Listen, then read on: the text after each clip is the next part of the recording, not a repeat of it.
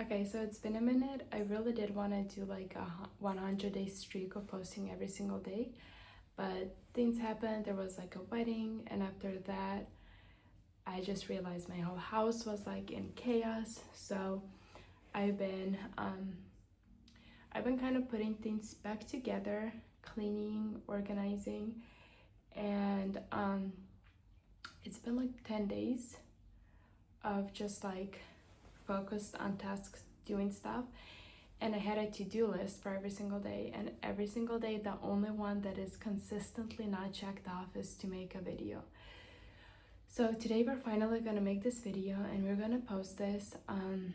Honestly, since posting the first videos, a lot of the thoughts that I have had floating around in my mind kind of vanished, and I'm not sure if it's just like a temporary thing because um like I have moments in my life where I'm like very much into things, and then like my interest completely shifts and then it comes back, and it's like it keeps on coming back.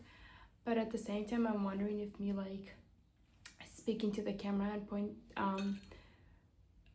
saying my thoughts kind of like cleared out my brain from the clutter, so now there's like no more clutter floating around. I don't think that's it, even though it does kind of feel like it, but I don't think that's it because I didn't like put it down systematically, and I don't have a conclusion yet. So that's probably not the one. My baby is sleeping. He has been sleeping for a while now, so hopefully we have enough time to finish this video. I think the only thing that has been consistently coming back to my mind like recently that I've kind of been like dwelling on. Oh, by the way, I remember I said that like if I don't post any, like if I don't have anything to talk about, I'm just gonna like read the Bible and then post it, which I really should be doing. But recording these videos really did get me back into reading my Bible. But also like I am a student of Greek. I study Greek, and I have been reading Mark for the past, I guess, 6 days. So I read it every single day in English, so I know what the context is because my Greek is very poor and I haven't like brushed up on it in a while. So I read it in English. Once I know the context, I read it in Greek so I can like latch on to different words or ideas that I do understand. And like, yeah, it's been really fun. I do feel like every single day I like more and more make sense. So it's been fun. I do want to come back to, if I'm not recording videos, then at least to read the Bible, because I think the thing that has been stopping me is just not a lot going on in my head, and like I do not have a lot of interest. So just reading the Bible in those moments would be great. But as I was saying, one of the things that has been coming back to my mind is like the difference between loving God and loving people, because when you love God, I know there's like, this is biblical because it does say that when we spend time with God, we are transformed into His glory. I might be like twisting scripture a little bit. I need to actually find the passage. It says like, we are transformed from glory to glory. If you want to look up that passage, that's what it is. I might post it below. But when you love God, you admire Him for all these beautiful things. You fear Him. You understand that He is like the greatest. You want to learn from Him. You want to spend time with Him. You respect His decisions. You like all of those things. But when you love a human, that love is like very different because you do not want to be transformed into being like that human being. You want to, I think a lot of times when we love people, we want them to transform. We want them to become better for themselves, especially. And we have to forgive them, and we have to do all these different things that like loving God does not require. But Jesus did say that to fulfill the whole commandment, you have to love God and love your neighbor. So what I am gonna go back to, oh, by the way, the psychology thing that I mentioned really quick, there's studies that show that like if you like worship something, you marvel at something, it becomes like the standard that you pull your whole life towards. So if God is like the thing that you like marvel, that you love the most, that you admire the most, then you will slowly orient your life in such a way that brings you closer to being like Him. That's not the Bible, but I think it's very much in line with the Bible.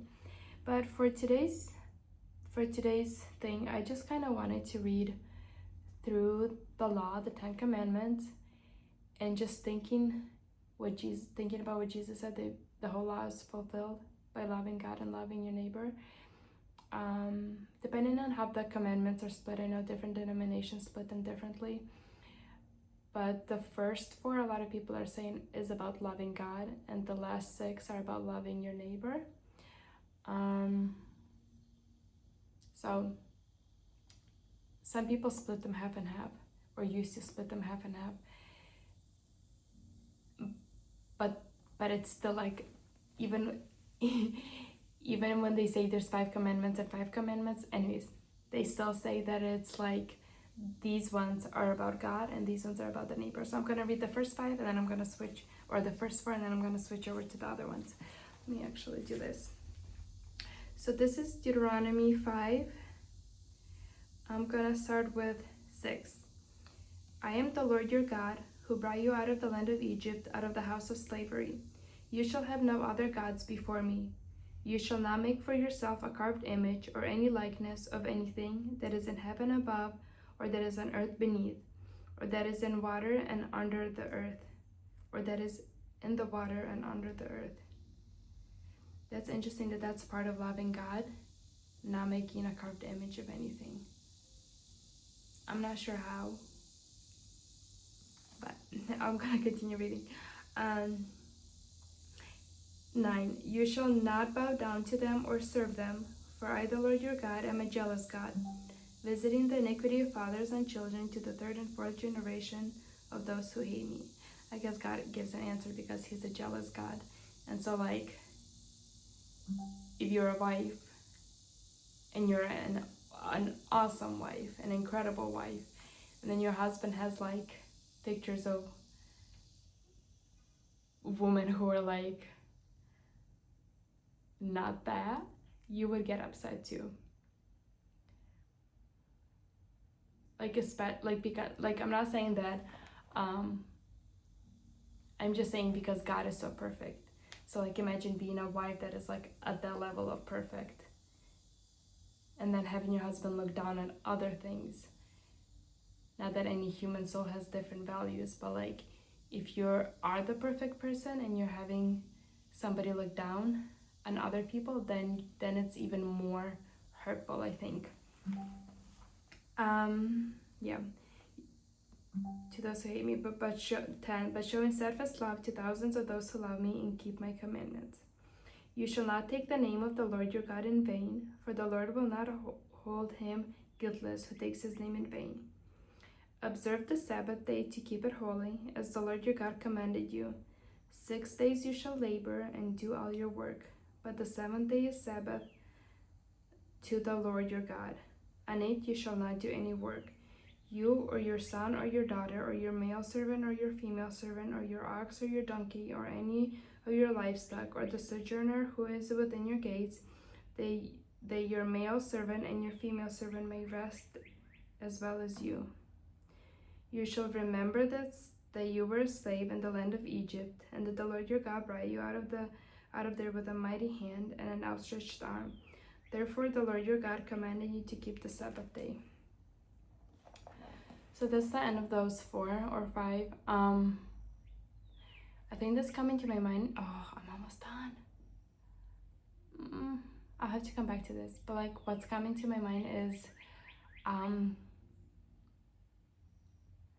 why is it that we labor for 6 days and then rest on 7th day?